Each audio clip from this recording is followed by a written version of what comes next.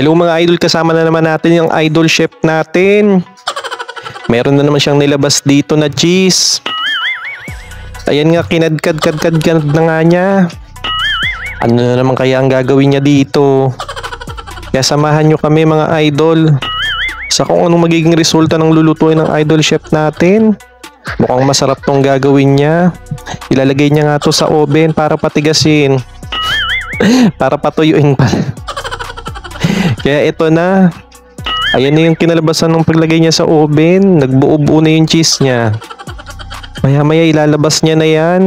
Ihahanda niya na yung mga bago niyang mga sangkap. Mukhang magiging breadcrumbs to. Kaya nandito niya nilagay na nga niya sa plato, sa mangkok. Ayan na yung mga gagamitin niyang mga seasoning. Ang dami niya na naman gagamitin. Inuna nga niya yung butter dito, nilagay niya sa palangga ng maliit. Sinunod na nga niya yung mga itlog. O, tinamad na naman siya maghalo-halo. Ginamitan na naman niya ng mixer. Ito na yung cheese niya na kinadkad na kanina. Iba-iba na naman at panibago. Hinalo na nga niya yung inoven na cheese. Ayan na ang kinalabasan ng pinaggagawa ng idol chef. Pero more on cheese to mga idol. Ang sarap nito. Kaya naglagay na naman siya ng harina dito. Ang dami niyang harina. Mukhang gagawa to ng banana cake. Banana cheese. Banana cake. Ito na nga, inilagay na niya. Mahilig talaga sa bilog-bilog tong idol chef natin. Masa-masa muna tayo rito. Habang ginagawa ng idol chef natin yan, shoutout nga natin yung mga viewers natin dyan. Maraming salamat sa inyong pagsuporta, sa pag-share ng ating mga live sa mga panonood. Di ko kayo makakalimutan. Lagi ko kayong isa-shoutout dito sa ating mga live, sa ating mga video. Kaya lagi kayong mag-iingat, humayo kayo. Shoutout nga pala kay Ma'am Rhea. Rhea Tumabkaw, happy birthday sa'yo.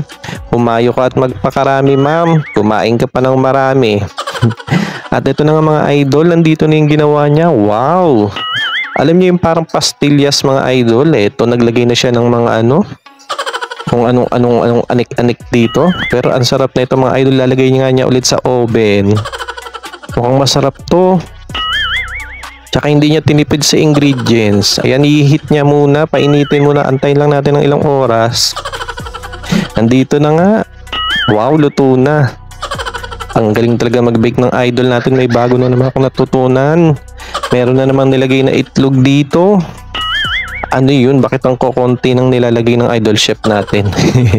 Naglagay nga siya ng condensed dito para malasa nga tong itlog. Manamis-namis. Binati-bati na nga niya at pinaikot-ikot. Wow, yung palang paggawa ng mansanilla. At talagay niya nga ng cheese. Grabing cheese yan. Ang daming cheese ng idol chef natin. Hindi siya kuripot sa ingredients. Ang dami-dami kaya ang sarap nito. Diba? Pwedeng partner to sa kasaba cake. Yun lang. Tapos na pala. Shoutout sa inyo mga idol.